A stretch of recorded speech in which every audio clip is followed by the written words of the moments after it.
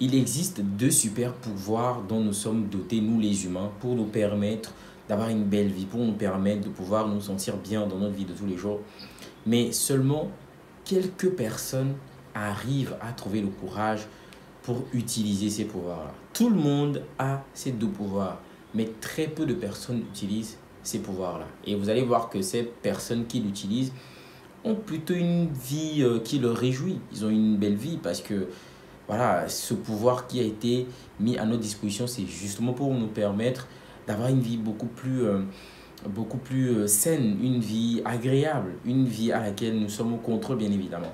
Mais la majorité de personnes qui n'utilisent pas ces pouvoirs sont bien souvent malheureux et subissent leur vie. Alors, ces deux pouvoirs, c'est le pouvoir du choix, de pouvoir choisir et de décider. En tant qu'humain, nous avons le pouvoir, la capacité de choisir et de décider. Mais lorsque vous observez la vie des gens au quotidien, c'est des personnes qui subissent justement leur vie. Comme si ils n'avaient pas le pouvoir de décider pour eux, de choisir pour eux. Ce qu'ils font, c'est vivre une vie qu'ils ne veulent pas, subir une vie qu'ils ne veulent pas, et espérant que quelqu'un quelque part viendra leur dire « Allez, fais ça, fais ci, ne fais plus ça, quitte ici ou reste ici ». Il n'y aura rien de tout ça.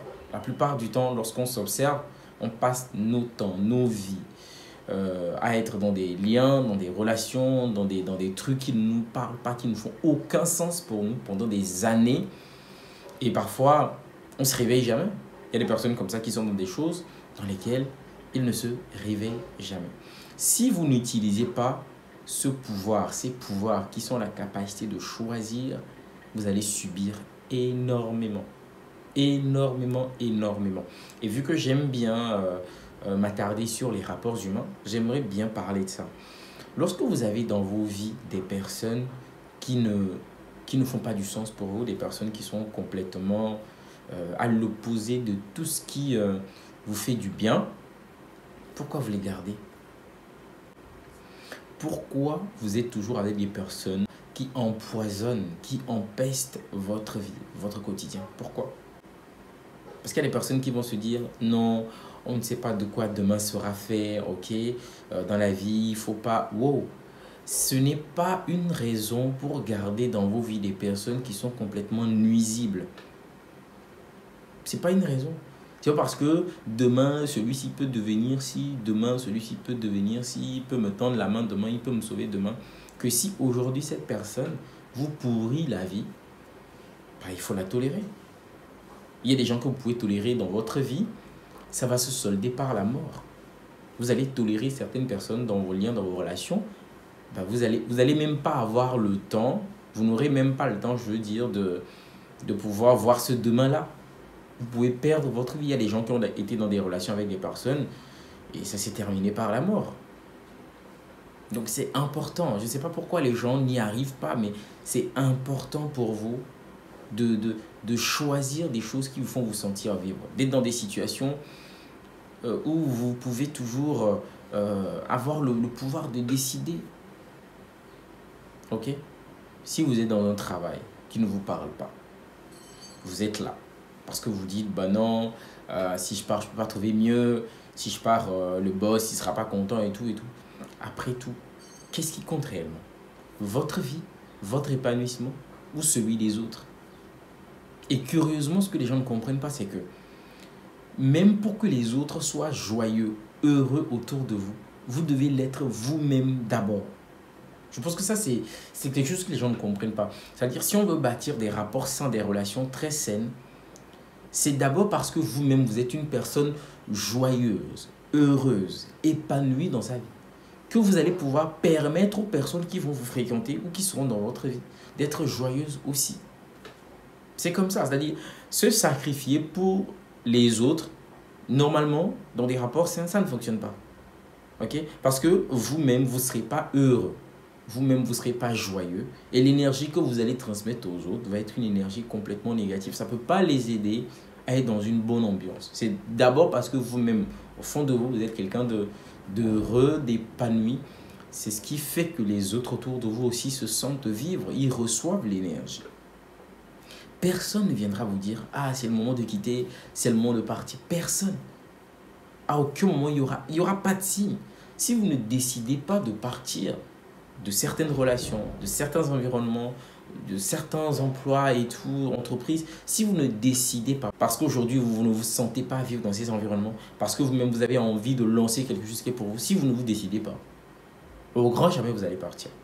Et c'est comme ça que vous allez subir, subir et vous plaindre à longueur de journée. J'aime pas ma vie, j'aime pas ce que je vis. Et tu n'aimes pas ce que tu vis. Change cela. Bah, c'est aussi simple que ça. Tu n'aimes pas ce que tu vis, change cela. Ne sois pas là comme un arbre à subir, comme si tu ne pouvais pas te bouger. Ne tolérez pas le mauvais dans vos vies. Okay? Il faut avoir une tolérance zéro pour tout ce qui est nuisible, tout ce qui est toxique, tout ce qui ne fait pas avancer. Il faut avoir une tolérance zéro pour ces choses. Parce que je trouve que les gens sont trop laxistes. Trop laxistes. Lorsqu'il faut taper sur la table, lorsqu'il faut quitter les environnements toxiques, lorsqu'il faut rompre, parce que je l'avais déjà dit dans une récente vidéo, cette volonté de plaire, franchement, cette volonté qu'on dise que je suis quelqu'un de gentil, je suis quelqu'un de bon et tout, généralement, lorsque les gens vous trouvent gentil et bon, c'est que vous êtes pour leur intérêt et pas pour les vôtres. C'est une réalité. Dans cette vie, si vous avez des personnes qui disent constamment que oh, ce monsieur, cette dame, c'est quelqu'un de très gentil, si la majorité dit ça, c'est que quelque part, vous êtes oublié et vous vous occupez des autres. C'est pour ça. Parce que l'humain, lorsque tu vas te concentrer un peu sur toi, il va te dire, oh non, ce monsieur, cette dame, vraiment, elle est super égoïste, voilà, elle se prend, c'est ce qu'ils vont dire. C'est ce qu'ils vont dire. Mais à partir du moment où même des gens médiocres, je sais pas, les gens qui baignent dans une certaine forme de bassesse, de médiocrité, vous valident. Si ces personnes vous valident et disent que vous êtes quelqu'un de waouh, vous devez vous remettre en question. C'est que quelque part, vous êtes en train de faire leur combat. Ouais. Parce que si vous êtes en train de faire votre combat, alors voilà quoi. Ok?